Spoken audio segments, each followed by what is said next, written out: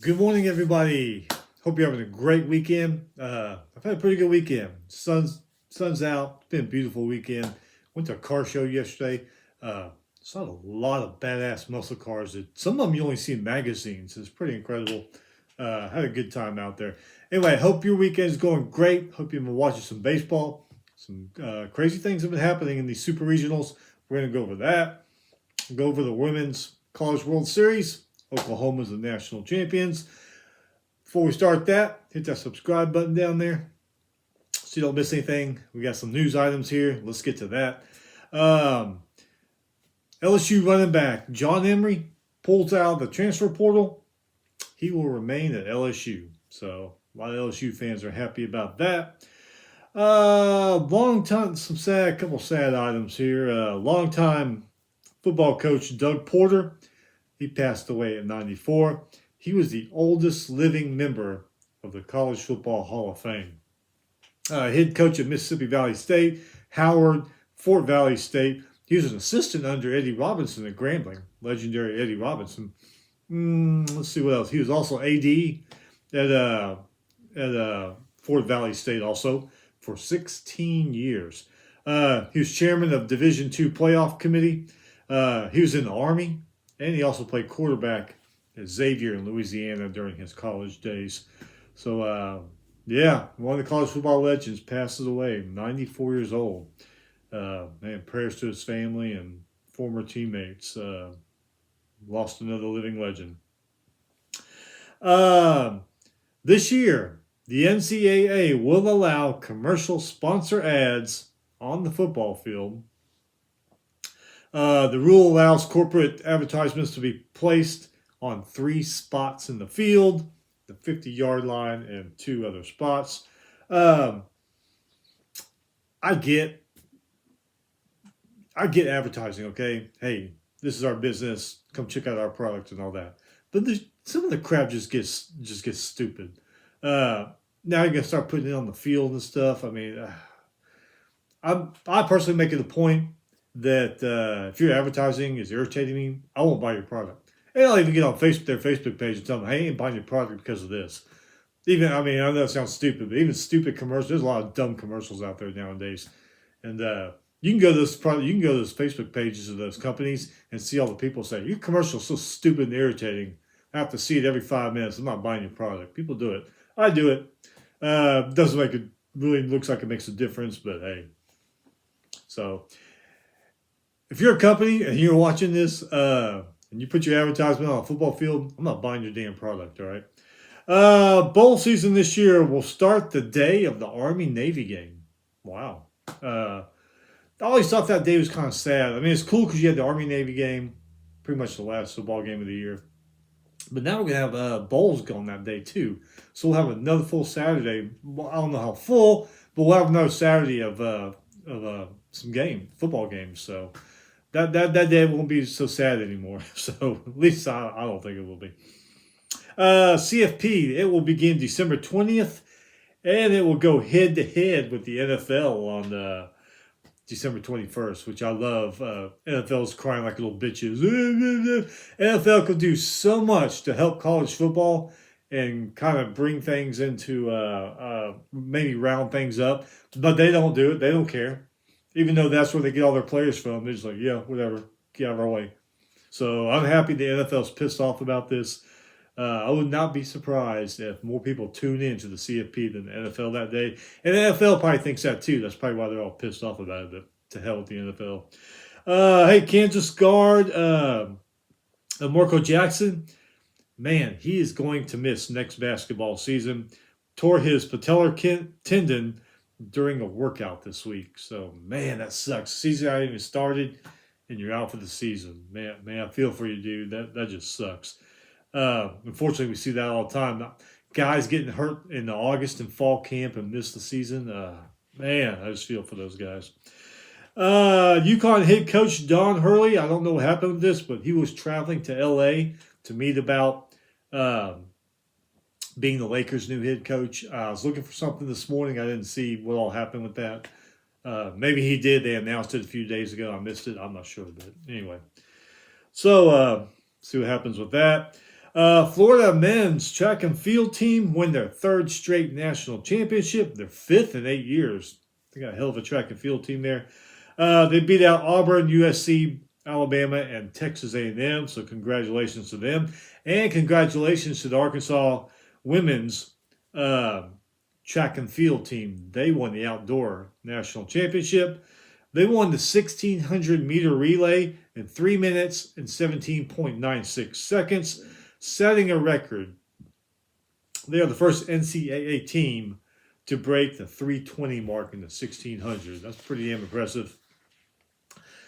I know back in my day, when I was a teenager, I could probably not run that fast, but hey, especially not now. So I think that's pretty impressive. I'm impressed by it.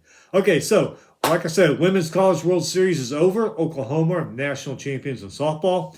They swept Texas 2-0, beat them 8-3 and 8-4. Got some totals for you here. OU in those 2 games, 21 hits, 2 errors. Texas only had 11 hits, but 3 errors. OU in those 2 games, 14 strikeouts. Texas only 6 strikeouts in that game. OU had 3 RBI singles, 1 RBI double, 4 home runs. Two of them were from Pickering's. UT, they only had 5 RBI singles and 1 home run. I actually didn't know how this was going to play out because Texas is pretty good this year in softball. I didn't see OU sweeping them. I thought they would go to 3 games, but OU said, hell no, not that. Oklahoma, congratulations, softball champions.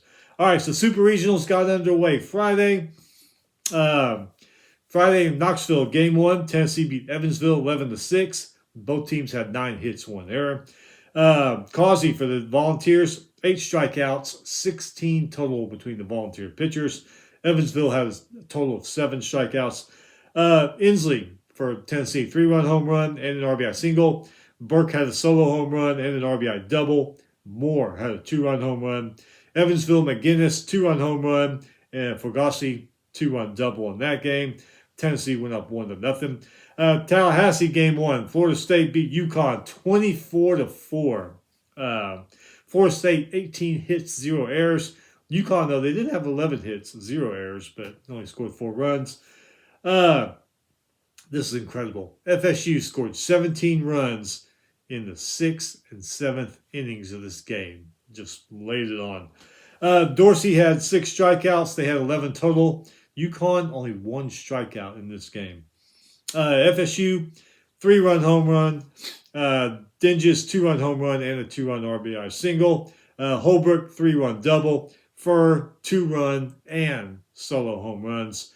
Tibbs had a 2-run single. UConn Studley, he had a 2-run single. Florida State went up 1-0. Chapel Hill, North Carolina beat West Virginia 8-6. North Carolina 8 hits, 2 errors. West Virginia 8 hits, 1 error. Sprouse for Tar Heels, 6 strikeouts. They had 10 total. Clark for West Virginia, 8 strikeouts on his own. Nice game for him. UNC's Harbor, 2-run single, turned into a 3-run single on a fielding error. Honeycutt, 2-run home run. Honeycutt's a damn good player. We talk about him all the time. West Virginia's Chumley, 2-run home run. West had a 2-run and solo home runs. UNC went up 1-0. Charlottesville, Game 1. Virginia beat Kansas State 7-4. Virginia 9 hits, 1 error. Kansas State 5 hits, 1 error. Blanco for Virginia, 9 strikeouts. Nice game for him. Barima for Kansas State had 5 strikeouts. Virginia's Gobot, 3-run home run. O'Farrell had a 2-run double. Kansas State's Culpepper, 2-run double. Bishop's solo home run. UNC goes up 1-0. Moving to Saturday, Game 2. Evansville was not going to be eliminated. They beat Tennessee 10-8. Evansville, 13 hits, 0 errors. Tennessee, 8 hit, 1 error. Evansville, 8 strikeouts total. Tennessee had 9 strikeouts total. Evansville, McGinnis, 2-run home run and an RBI single. Fregosi hit 2 2-run home runs. Horde hit a 2-run home run. Tennessee's Hensley, solo home run and an RBI single. Tennessee led 4-0 when Evansville scored 10 runs in the 4th, 5th, and 6th inning. Like I said, they were not going to be eliminated. Series tied 1-1. Athens game 1. NC State beat Virginia 18-1. I mean, not Virginia, Georgia. Look, my headline look like Virginia. North Carolina State beat Georgia 18-1. North Carolina State 20 hits, 0 errors. Georgia 4 hits, 2 errors. NC State only 3 strikeouts in this game. Georgia had 6. NC State Serrano the third, 2-run home run. Cozart 2 solo home runs and an RBI single. Souls had a 3-run double. Trying to get through the morning, man. It's early morning. I'm barely waking up. Tallahassee game 2. Florida State beat UConn 10-8. Advances to the Men's College World Series. Florida State 16 hits, 3 errors. UConn 11 hit, 1 error. Florida State's Arnold 9 strikeouts, 13 total for the Seminoles. UConn, though, they have 9 strikeouts in this game. Seminoles Tibbs III hit 3 2-run home runs in this one. West, Dingy, Williams all hit solo home runs. UConn's Broadhurst, RBI single, 3-run double, and a 2-run home run. He did it all for UConn. Still lost, though, got swept. Tallahassee. Florida State goes on to College World Series. College Station game 1. Texas A&M beat Oregon 10-6. A&M 12 hits, 0 errors. Oregon 9 hits, 2 errors. Cortez for A&M 10 strikeouts, 14 total for the Aggie pitchers. Oregon had 7 strikeouts. La Violette, I think that's how you say La Violette, A&M. RBI double. Appeal had an RBI single. Oregon was winning 6-3 in the third. A&M scored 7 runs in the third, fourth, and fifth innings. Bats just all of a sudden came alive. There's no looking back after that. A&M wins game 1. Clemson game 1. Florida beat Clemson 10-7. Florida 10 hits, 0 errors. Clemson 9 hits, 1 error. Florida's Needy 7 strikeouts, 13 total. Clemson at 8 total strikeouts. Florida's Caglione, there he goes again, 3-run home run. Heyman solo home run. Shellnut solo home run. Clemson's Becerra and Overtop each hit solo home runs in this game.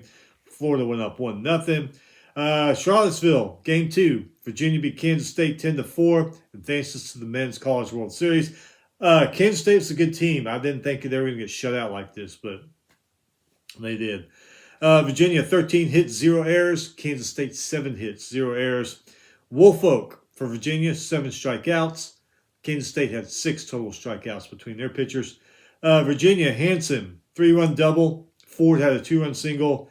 Ferentz had a 2-run triple. Kansas State's Jones and Ladice each hit solo home runs. Like we said, Virginia off to the World Series.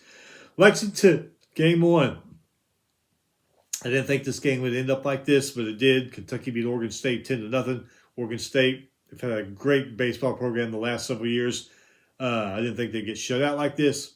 Again, they did.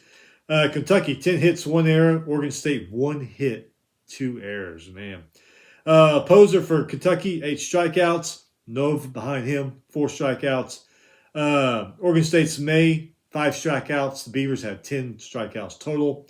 Petrie for Kentucky, 2-run double. Nicholson hit an RBI double and a 2-run home run. 2 Kentucky runs were scored off of wild pitches in this game.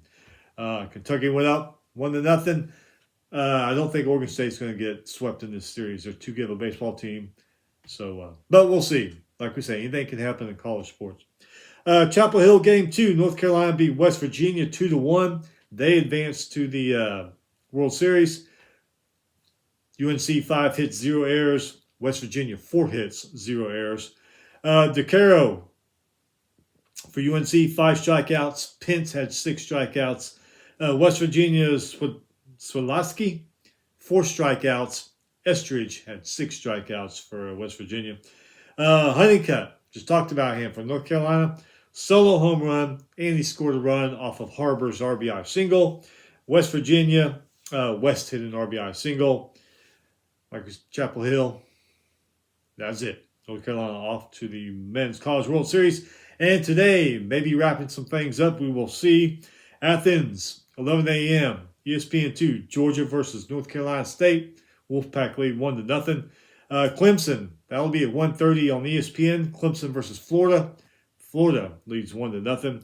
Knoxville, Evansville versus Tennessee, 5 p.m. ESPNU, tied 1-1. I'm going to watch this one for sure. This should be a good game. See if Evansville can pull off the upset and go to the College World Series.